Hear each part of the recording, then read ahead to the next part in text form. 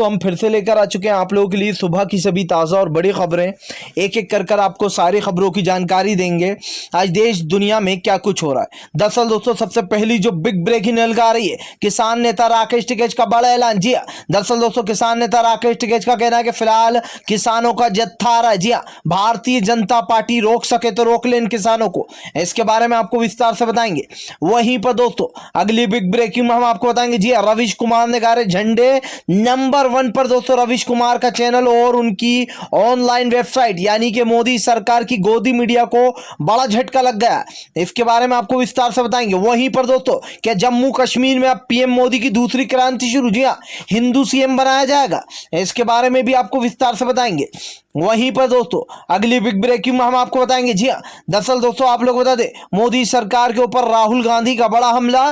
बोले फिलहाल देश की अर्थव्यवस्था बिगड़ती जा रही है, लेकिन मोदी सरकार की काली नीतियां अभी भी चालू हैं, एक के बाद एक काले बिल लाया जा रहा है, इसके बारे में आपको विस्तार से बताएंगे। वहीं पर दोस्तों आपको बता दोस्तों राम मंदिर मामले में जी हाँ, रागिनी नायक जो कि कांग्रेस की प्रवक्ता है दोस्तों, उन्होंने जबरदस्त तरीके से दोस्तों आपको बता दें गौरव भाटिया को धो डाला। ये वही गौरव भाटिया है दोस्तों जो कभी समाजवादी पार्टी में हुआ करता था और ये खुद कहता था कि भगवान को राम मंदिर की क्या जरूरत। जी हाँ, और अब इसका ट्वीट पढ़वाया जब रागिनी ने तो ये शक पकाने लगा, इसके बारे में भी आपको विस्तार से बताएंगे। वहीं पर दोस्तों अगली बिग ब्रेकिंग में हम आपको बताएंगे दोस्तों अंबानी के चैनल ने लिखित में मांगी तबलीगी जमात से माफी, इसे कहते हैं दोस्तों थूक कर वापस चाट लेना। जी हां दोस्तों, दरअसल आपको बता दोस्तों तबलीगी जमात के बारे में जो झूठ फैलाया गया था गोदी मीडिया द्वारा, अब उस पर माफिया मांगी जा रही लिखत में, इसके बारे में भी आपको विस्तार से बताएंगे। वहीं पर दोस्तों अगली बिग ब्रेकिंग में हम आपको बताएंगे, जी हाँ, दरअसल दोस्तों आपको बता दें किसानों का सोम प्रकाश के ऊपर बड़ा हमला। जी हाँ, बीजेपी के नेता सोम प्रकाश तो दोस्तों कल किसानों ने घेर लिया, जिसके बाद जमकर फजीयत हुई है, इसके बारे में भी आपको विस्तार से बताएंगे। वहीं पर दोस्तों नंदीग्राम में भारतीय जनता पार्टी को बड़ा झटका, 150 कार्यकर्ता हुए दोस्तों टीएमसी में शामिल। जी हां, एक और बड़ा झटका लग गया बंगाल में, इसके बारे में भी आपको विस्तार से बताएंगे। वहीं पर दोस्तों अगली बिग ब्रेकिंग में हम आपको बताएंगे, जी हाँ, दरअसल दोस्तों आप लोग बता दें रेपिस्ट को दे दिया गया है टिकट। जी हाँ, बीजेपी का दोस्तों जो रेपिस्ट था आपको बता दें कुलदीप सिंह सेंगर, उसको उसके करीबी अरुण सिंह को जो है टिकट दिया गया, जिसको लेकर पीड़िता ने सवाल खड़े कर दिए, इसके बारे में भी आपको विस्तार से बताएंगे। तो सारी खबरें दोस्तों एक एक कर देंगे। फिलहाल खैर चलिए बढ़ते हैं सबसे पहली और सबसे बड़ी खबर की ओर। दरअसल दोस्तों आप लोग बता दें किसानों ने जो यहाँ पर दोस्तों एक बार फिर से बीजेपी के केंद्रीय मंत्री को दौड़ा लिया। जी हाँ, दरअसल दोस्तों आपको बता दें कल किसानों ने जो यहाँ पर ओम सोम प्रकाश को घेर लिया था। आपको बता दें किसानों को जैसे ही पता चला कि सोम प्रकाश की गाड़ी यहाँ से निकलने वाली है, किसानों ने जबरदस्त तरीके से दोस्तों हंगामा करना शुरू कर दिया, जिसके बाद आपको बता दें दोस्तों सोम प्रकाश अपनी जान बचाकर बड़ी ही मुश्किल से भागे। किसानों ने काले झंडे दिखाने के साथ साथ मोदी मुर्दाबाद के नारे भी लगाए। आपको बता दोस्तों केंद्रीय मंत्री सोम प्रकाश को बुरी तरीके से किसानों ने घेर लिया था। माना जा रहा था कि किसानों को पहले ही पता चल चुका था कि फिलहाल सोम प्रकाश की गाड़ी हाईवे से गुजरने वाली है। आपको बता दोस्तों जैसे ही किसानों को पता चला किसानों ने सोम प्रकाश को घेर लिया। माना जा रहा है दोस्तों कि इस वक्त किसानों का जो गुस्सा है वो लगातार मोदी सरकार के ऊपर फूटता चला जा रहा है। जहां एक तरफ आपको बता दें केंद्र सरकार अपने काले बिल लेने की फिराक में नहीं है, तो वहीं दूसरी तरफ किसान ने भी कमर कसकर यह कह दिया है कि फिलहाल वो किसी को छोड़ने वाले नहीं है। आपको बता दोस्तों लगातार जो यहां पर किसानों का बड़ा हमला जो यहां पर होता जा रहा है मोदी सरकार के ऊपर। जिस तरीके से दोस्तों बीजेपी के केंद्रीय मंत्री सोम प्रकाश को किसानों ने घेर लिया, उसके बाद पुलिस ने बड़ी मिन्नतें कर और बड़ी मुश्किल से उनकी गाड़ी को निकलवाया। जी वरना खर्च हो जाते दोस्तों सोम प्रकाश। फिलहाल खैर चलिए हम बढ़ते हैं दोस्तों एक और अगली बिग ब्रेकिंग की तरफ। बता दोस्तों अगली जो बड़ी खबर निकल कर आ रही है, किसान नेता राकेश टिकैत का बड़ा ऐलान। बोले फिलहाल कई किसान जो है यहाँ पर आपको बता दोस्तों ट्रैक्टर से चल दिए। जी दरअसल दोस्तों आप लोग बता दें पूरा का पूरा किसानों का जत्था आ रहा है नरेश टिकैत के साथ। नरेश टिकैत ने बताया ये ट्रैक्टर जो है हाईवे से होकर गाजीपुर बॉर्डर पहुंचेंगे। आपको बता दोस्तों ट्रैक्टरों में काफी किसान भरे हुए और ये किसान जो है यहाँ पर गाजीपुर बॉर्डर की ओर निकल पड़े। बताया जा रहा है कि फिलहाल नरेंद्र मोदी के खिलाफ दोस्तों इस बार राकेश टिकैत ने अच्छा खासा मोर्चा तैयार कर लिया। फिलहाल खैर चलिए हम बढ़ते हैं दोस्तों एक और अगली बिग ब्रेकिंग की तरफ। बता दोस्तों अगली जो बड़ी खबर निकल कर आ रही है, जी हाँ, दरअसल दोस्तों आप लोग बता दें बीजेपी का प्रवक्ता गौरव भाटिया को धो डाला दोस्तों। जी हाँ, रागिनी नायक ने। दरअसल दोस्तों ये वही गौरव भाटिया है जो बीजेपी में आने के बाद हिंदू मुसलमान की लड़ाइयां करवाता है। जी हाँ, जहरीले बोल बोलता है। अगर आपको गौरव भाटिया का इतिहास न पता हो दोस्तों तो मैं आज आपको बता देता हूं। दरअसल दोस्तों गौरव भाटिया बीजेपी का प्रवक्ता होने से पहले समाजवादी पार्टी का विधायक था। जी हाँ, ये वही गौरव भाटिया है दोस्तों जिसने बयान दिया था 2013 में और ट्वीट भी किया था कि राम को मंदिर की क्या जरूरत है। यानी कि आज जो राम मंदिर पर सवाल उठा रहे हैं कि चंदा चोरी की बात तो लोग यूं ही कर रहे हैं, इसी गौरव भाटिया ने दोस्तों ट्वीट कर लिखा था कि फिलहाल राम मंदिर को, भगवान को राम की मंदिर की क्या जरूरत है, इस तरीके का ट्वीट किया था। और दोस्तों ये वही गौरव भाटिया है जो कहता था कि बीजेपी ने हिंदुत्व का ठेका ले रखा है क्या। और जैसे ही समाजवादी पार्टी से दोस्तों बीजेपी में शामिल हुआ कि इसने भी बीजेपी की तरह नफरत फैलाना शुरू कर दिया। जिसके बाद आपको बता दोस्तों गौरव भाटिया से रागिनी नायक ने पूछा कि फिलहाल ये आप ही का ट्वीट है ना, ये दूसरों की जन्म कुंडलियां बता रहे थे दोस्तों, पहले के दूसरों के ट्वीट। जिसके बाद अब रागिनी नायक ने जब इनको इनका ट्वीट दिखाया तो ये सकपके आने लगे। सोचिए दोस्तों, जो बंदा खुद ये कहता था कि बीजेपी ने क्या हिंदुत्व का ठेका ले रखा है, क्या वो हिंदुत्व के ठेकेदार ना बने वो लोग, आज खुद ही बीजेपी का प्रवक्ता बनकर जहर फैलाता है। जी हाँ, संबित पात्रा के बाद अगर किसी का नंबर आता है तो वो गौरव भाटिया ही है फिलहाल। खैर चलिए हम बढ़ते हैं दोस्तों एक अगली बिग ब्रेकिंग की तरफ। बता दोस्तों अगली जो बड़ी खबर निकल कर आ रही, जम्मू कश्मीर में क्या होगा अब की बार हिंदू सीएम। जी हाँ, दरअसल दोस्तों आपको बता दें 0.2 मोदी सरकार इस बार एक और बड़ा धमाका करने जा रही कश्मीर में। माना जा रहा है दोस्तों इस बार मोदी सरकार एक और बड़ी चाल चलने वाली कश्मीर में। हालांकि महबूबा मुफ्ती ने साफ कर दिया कि फिलहाल 370 को फिर से जो यहाँ पर बहाल करना होगा। आपको बता दोस्तों 370 को लेकर महबूबा मुफ्ती ने कल मीटिंग में काफी बातचीत की है। बताया जा रहा है कि फिलहाल गुपकार अलायंस की तरफ से काफी पक्ष रखा गया और 370 को गलत बताया गया। आपको बता दें महबूबा मुफ्ती कहना है कि वो अभी भी अपनी बात पर अड़ी हुई हैं और उनकी बात जो है वो बिल्कुल 16 आने सच भी है। आपको बता दोस्तों भारतीय जनता पार्टी इस वक्त पूरी तरीके से बेजार हो चुकी है। बताया जा रहा है कि अब नरेंद्र मोदी दोस्तों अब कश्मीर में नफरत फैलाने के लिए एक हिंदू सीएम लेकर आने वाले। आप समझिए दोस्तों, बीजेपी की राजनीति समझने की कोशिश कीजिए। कश्मीर ज्यादातर वहां पर सिर्फ मुसलमान ही रहते और ऐसे में बीजेपी की यह साजिश है कि वो वहां पर किसी तरीके से एक हिंदू सीएम लेकर आए। देखिए दोस्तों, हिंदू मुसलमान कुछ नहीं होता, ये बात बिल्कुल सच है। हिंदू मुस्लिम भाई भाई हैं आपस में, ये बात भी सच है। लेकिन दोस्तों प्रधानमंत्री नरेंद्र मोदी करते हैं नफरत की राजनीति। वो हिंदुत्व को बढ़ावा देते, वो जगह जगह दोस्तों हिंदुत्व को बढ़ावा देकर हिंदू मुसलमानों में लड़ाइयां करवाती है भारतीय जनता पार्टी। और आपने इनके बीजेपी के मंत्रियों के, इनके विधायकों के आए दिन बयान सुने होंगे जो कि काफी विवादित होते हैं और मुसलमानों के खिलाफ होते हैं फिलहाल। खैर चलिए हम बढ़ते हैं दोस्तों एक और अगली बिग ब्रेकिंग की तरफ। बता दोस्तों अगली जो बड़ी खबर निकल कर आ रही, जो हिंदुत्व के ठेकेदार बनते थे अब वो सब कहाँ गए। जी हाँ, अगर यही हरकत किसी मौलाना ने की होती तो सब लोग टूट पड़ते। दरअसल दोस्तों आपको बता दें सोशल मीडिया पर एक वीडियो वायरल हो रहा है जिसमें दोस्तों आपको बता दें मंदिर के पुजारी ने शराब पीकर दोस्तों एक महिला को छेड़ दिया। जी हाँ, शराब पीकर दोस्तों महिला को काफी बुरे बुरे वर्ड बोले गए। जी हाँ, यहाँ तक कि दोस्तों वस्त्रहीन भी बोला गया, यानी कि बिना कपड़ों के। इस तरीके के गंदे वर्ड निकाले गए दोस्तों और बताया जा रहा है कि पुजारी शराब पिए था। ये वीडियो आप देख सकते हैं दोस्तों, यहाँ पर ये वीडियो जो है सोशल मीडिया पर जमकर वायरल हो रहा है। जिसके बाद महिला ने पुजारी की चप्पलों से कुटाई कर दी। आपको बता दें महिला ने जमकर चप्पलें मारी, चेहरे पर मारी, हाथ पैरों पर मारी। सोचिए दोस्तों, अब मेरे दिमाग में सिर्फ एक चीज आ रही दोस्तों, अगर यही काम किसी मुस्लिम व्यक्ति ने किया होता दोस्तों तो अभी पूरी भारतीय जनता पार्टी उस मौलाना के ऊपर चढ़ बैठती। क्यों? क्योंकि 2022 करीब आ गए, हिंदुत्व का झंडा उठाना है, आगे आने वाले वोटों में हमें भाई वोट भी तो चाहिए। लेकिन दोस्तों अब आप सोचिए इस चीज को और उस चीज को अगर कंपेयर किया जाए तो भारतीय जनता पार्टी पूरी तरीके से फेल हो चुकी है। अगर यही काम किसी मुसलमान ने किया होता तो अभी पूरी गोदी मीडिया ढिंडोरा पीट रही होती। लेकिन दोस्तों अब कहां है वो हिंदुत्व के ठेकेदार। जब एक महिला के साथ इस तरीके से बदतमीजी हुई, पुजारी ने छेड़ा उसको, अब कोई नहीं बोलेगा। जी हां, क्योंकि भाई यहां पर हिंदू मुसलमान वाला मुद्दा जो नहीं है, इससे चुनाव में फायदा थोड़ी ना होगा अगर हिंदू भाइयों को ही टोकेंगे तो फिलहाल। खैर चलिए हम बढ़ते हैं दोस्तों एक और अगली बिग ब्रेकिंग की तरफ। बता दोस्तों अगली जो बड़ी खबर निकल कर आ रही जी। दरअसल दोस्तों आप लोग बता दें, अब कोरोना की तीसरी लहर को लेकर राहुल गांधी और सोनिया गांधी भड़के मोदी सरकार के ऊपर जताई चिंता। दरअसल दोस्तों आप लोग बता दें, कोरोना की तीसरी लहर कभी भी आ सकती है, जिसको लेकर कांग्रेस की सोनिया गांधी और राहुल गांधी ने बड़ा निशाना साधते हुए कहा कि प्रधानमंत्री नरेंद्र मोदी ने कोरोना की तीसरी लहर के लिए कोई इंतजाम कर नहीं रखे।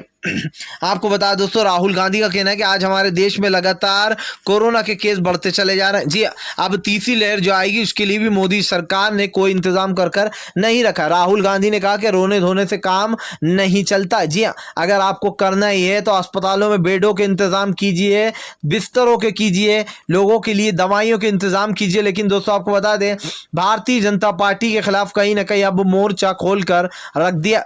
आपको बता दोस्तों, लगातार बीजेपी के ऊपर सवाल खड़े कर रहे हैं राहुल गांधी। लेकिन दोस्तों मैं ये बात शर्त से कह सकता हूं कि फिलहाल इस वक्त बीजेपी की हालत दोस्तों बिल्कुल मरे हुए कुत्ते की तरह हो गई है, क्योंकि फिलहाल भारतीय जनता पार्टी का जो हाल हुआ है बंगाल में, उसके बाद बीजेपी पूरी तरीके से नतमस्तक हो चुकी है फिलहाल। खैर चलिए हम बढ़ते हैं दोस्तों एक और अगली बिग ब्रेकिंग की तरफ। बता दोस्तों अगली जो बड़ी खबर निकल कर आ रही जी, तबलीगी जमात को लेकर दोस्तों मुकेश अंबानी के चैनल ने दोस्तों मांगी माफी। जी यानी कि थूक के फिर से चाट ही लिया। दरअसल दोस्तों ये वही गोदी मीडिया जो कि लगातार मुसलमानों को बदनाम कर रही थी, कह रही थी तबलीगी जमात ने कोरोना फैलाया। आखिरकार दोस्तों आ गए अपनी औकात पर, आखिरकार कोर्ट में जो सच था वो साबित हो ही गया। अब इसको लेकर कोर्ट ने आदेश दिया था कि सारी तबलीगी जमात से माफी मांगी जाए। लेकिन दोस्तों जब चोट लगे, जब असर होता है, जब चोट लगे और अगर जब ही घाव मिल जाए तो वो जख्म के लिए वो दवा असरदार होती है। लेकिन दोस्तों जब जख्म नासूर बन जाए उसके बाद कोई दवा मिले दोस्तों तो उसका कोई मतलब नहीं होता। दोस्तों आज जो सुप्रीम कोर्ट ने फैसले दिए हैं, जो कोर्टों ने, ठीक है हाई कोर्ट ने दिए, दोस्तों अगर यही फैसला तब यही लगाम तब लगाई जाती गोदी मीडिया पर जब ये झूठ फैला रही थी, तब दोस्तों माना जाता कि वाकई में कानून का बहुत ही पावरफुल है। क्योंकि दोस्तों आपने कभी देखा है कि किसी के चोट आज लगी है और उसके 1 साल बाद उस जख्म पर मरहम लगाओगे आप तो उसका कोई असर नहीं होगा दिया। और इस गोदी मीडिया को दोस्तों जो अपना प्रोपेगेंडा चलाना था, उस टाइम जो प्रोपेगेंडा चलाना था, जो मुसलमानों को बदनाम करना था, मोदी की जो छवि सुधारना थी, ये बचाना था मोदी को बेसिकली, कि मोदी की वजह से कोरोना नहीं बल्कि मुसलमानों की वजह से कोरोना आया। और इन्होंने ऐसा ही किया भी, एक बाकायदा प्रोपेगेंडा तैयार किया गया, पूरे मुसलमानों को बदनाम किया गया, उसके बाद ये बताया गया कि कैसे देखिए मुसलमानों ने कोरोना फैलाया था। यही का ये काम किसानों के साथ भी हो रहा है, किसानों को बदनाम किया जा रहा है और कहा जा रहा है ये आतंकवादी हैं, खालिस्तानी हैं या फिर पाकिस्तानी हैं। सवाल ये दोस्तों, आज उस वक्त अगर कोर्टों ने ये फैसले सुनाए होते तबलीगी जमात पर तो दोस्तों वाकई में वो दवा असरदार होती, क्योंकि चोट उस वक्त लगी थी, उस वक्त जख्म पे मरहम की सबसे ज्यादा जरूरत थी। लेकिन दोस्तों आज जो फैसले सुनाए गए, ये मानिए कि इंसाफ मिलकर भी नहीं मिला। जी हाँ, भले ही दोस्तों ये थूक के चाट रहा हूँ, भले ही ये जगह जगह माफी मांग रहा हूँ, इनकी सोशल मीडिया पर इनका मजाक बन रहा हो, लेकिन दोस्तों अगर उस वक्त इन पर शिकंजा कसा जाता दोस्तों तो वाकई में काबिल तारीफ होता। कहीं ना कहीं इनके ऊपर दोस्तों जो लगाम कसी जाती वो तारीफ करने लायक होती कोर्ट की। फिलहाल खैर चलिए हम बढ़ते हैं दोस्तों एक और अगली बिग ब्रेकिंग की तरफ। बता दोस्तों अगली जो बड़ी खबर निकल कर आ रही है, आपको बता दोस्तों रविश कुमार का चैनल बना नंबर 1, पूरी गोदी मीडिया रह गई दंग। जी हाँ, दरअसल दोस्तों आपको बता दें, बार टीआरपी में भले ही रविश कुमार के चैनल को दोस्तों मोदी सरकार ना बताती हो, जी हाँ, भले ही रविश कुमार के चैनल को दोस्तों बायकॉट किया जाता हो, लेकिन दोस्तों एक बार फिर से रविश कुमार की जो पॉपुलैरिटी है वो बढ़ती ही जा रही है। और दोस्तों आपको बता दें, ऑक्सफोर्ड यूनिवर्सिटी ने जो है यहाँ पर रविश कुमार के चैनल को सबसे नंबर 1 बताते हुए कहा है कि फिलहाल आपकी number 1 online TRP, number 1 website की टीआरपी है। इसको लेकर ऑक्सफोर्ड यूनिवर्सिटी ने दोस्तों रविश कुमार को थैंक यू बोला और कहा है कि फिलहाल इस वक्त में सबसे सही पत्रकारिता अगर कोई चैनल कर रहा है तो वो दोस्तों एनडीटीवी है। यानी कि दोस्तों रविश कुमार को ने फिर से एक बार मोदी सरकार की नाक में दम कर दिया। मोदी सरकार ने दोस्तों बहुत कोशिश करी कि वो रविश कुमार का एनडीटीवी किसी तरीके से बंद करा दे। इस पर कई हजारों करोड़ का दोस्तों दोस्तों जुर्माने लगवाए। जी हाँ, इनकी उधारियां जो थी दोस्तों बेसिकली इनको कर्जे में दबाने की कोशिश की गई, लेकिन उसके बाद भी एनडीटीवी चलता रहा। और दोस्तों यही एक चैनल था उस टाइम पर जब हमने रविश कुमार सर से काफी कुछ सीखा। हम भी पत्रकार हैं, वो रविश कुमार सर भी एक पत्रकार हैं, उनसे बहुत कुछ सीखा। और दोस्तों वाकई में उस टाइम पर अगर कोई एक चैनल था तो वो रविश कुमार सर ही थे, जिन्होंने पूरी गोदी मीडिया को बेनकाब किया था एनआरसी और सीएए के वक्त। और जो यहाँ पर हर मुद्दे को वो उठाकर लाए और उन्होंने कई लोगों को दोस्तों सही राह दिखाई, जो कई लोग पत्रकार बने दोस्तों, और उन्होंने सच्चाई पेश करी। फिलहाल खैर चलिए हम बढ़ते हैं दोस्तों एक और अगली बिग ब्रेकिंग की तरफ। बता दो अगली जो बड़ी खबर निकल कर आ रही, किसानों का बड़ा ऐलान। बोले फिलहाल सोम प्रकाश हो या कोई भी हो, जी आंदोलन इसी तरीके से चलेगा, इसी तरीके से विरोध होगा, काले झंडे दिखाएंगे। अगर सोम प्रकाश की जगह नरेंद्र मोदी होते तो उनका भी ऐसा ही करते विरोध। जी हाँ, किसानों का बड़ा ऐलान। दरअसल दोस्तों कल सोम प्रकाश की गाड़ी को देखने के बाद किसानों ने जमकर नारेबाजी की। न सिर्फ नारेबाजी दोस्तों बल्कि मोदी सरकार को काले झंडे भी दिखाए गए। अब सवाल ये दोस्तों कि फिलहाल प्रधानमंत्री के खिलाफ ही किसानों ने मोर्चा खोलते हुए कहा कि फिलहाल अभी तो शुरुआत है, अगर सरकार नहीं सुधरी तो इसका अंजाम 2024 तक सरकार देखेगी। दोस्तों किसानों का साफ कहना है कि सरकार जब तक ये काले कानून वापस नहीं लेगी तब तक जो है यहाँ पर दोस्तों ये आंदोलन खत्म नहीं होने वाला। यानी कि दोस्तों ये साफ दिखाई दे रहा है कि फिलहाल प्रधानमंत्री नरेंद्र मोदी के जो बुरे दिन है दोस्तों वो लगातार चालू हो गए। और ऐसे में अब प्रधानमंत्री कोई कोपचा ढूंढ ले तो अच्छा है, क्योंकि फिलहाल 2024 में मोदी जी आपको जाना ही होगा। इस देश की जनता आपको खदेड़ कर भगाने वाली है। फिलहाल खैर चलिए हम बढ़ते हैं दोस्तों एक और अगली बिग ब्रेकिंग की तरफ। बता दोस्तों अगली जो बड़ी खबर निकल कर आ रही, जी हाँ दरअसल दोस्तों आप लोगों को बता दें रेपिस्ट, जी हाँ दोस्तों रेपिस्ट के करीबी दोस्तों आपको बता दें कुलदीप सेंगर के करीबी अरुण सिंह को जो है यहाँ पर टिकट दे दिया गया है। जी हाँ सोचिए दोस्तों, बीजेपी ने आखिरकार एक रेपिस्ट के साथी को अपनी पार्टी में शामिल कर ही लिया। आपको बता दूं दोस्तों ये पहला मामला नहीं है। जी हाँ ऐसे पहले भी कई रेपिस्ट आए और कई रेपिस्ट के साथियों को बीजेपी ने टिकट दिया। अब दोस्तों पीड़िता ने शिकायत की है, नरेंद्र मोदी को चिट्ठी लिखी है। ये वही पीड़िता है दोस्तों जिसके पापा का कुचल कर मार दिया गया था, और इसका सारा इल्जाम जो था वो कुलदीप सेंगर के ऊपर था। अब दोस्तों आपको बता दें कुलदीप सेंगर के ऊपर आरोप लगाते हुए लड़की का इन्होंने रेप किया था और अभी भी ये सजा काट रहा है जेल के अंदर। आपको बता दो सब कुलदीप सेंगर के करीबी अरुण सिंह को जो है यहाँ पर पार्टी का टिकट दे दिया गया यूपी में। यानी कि दोस्तों अब आप समझिए कि भारतीय जनता पार्टी ने फिर से एक बार गुंडे मवाली रेपिस्टों को अपनी पार्टी में भरना शुरू कर दिया। जिसके बाद लड़की ने लिखा कि आप लोग किसके साथ है, इस रेपिस्ट के साथ है सरकार या फिर हमारे साथ। मोदी जी को चिट्ठी लिखकर जवाब मांगा है दोस्तों लड़की ने यह भी कहा कि मेरी आपसे रिक्वेस्ट है कि फिलहाल जो यहां पर कुलदीप सेंगर के दोस्त अरुण सिंह को तत्काल में पार्टी से निकाल दिया जाए, इनसे टिकट भी वापस छीन लिया जाए।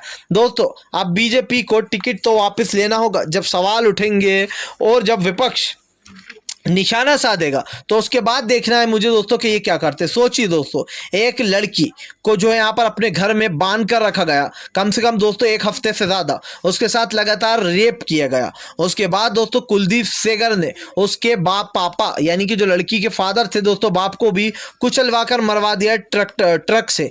जिसके बाद दोस्तों अब उसके सबसे करीबी अरुण सिंह जो कि कुलदीप सेंगर का सबसे अच्छा दोस्त माना जाता है दोस्तों, अब उसको टिकट देने का मतलब क्या है?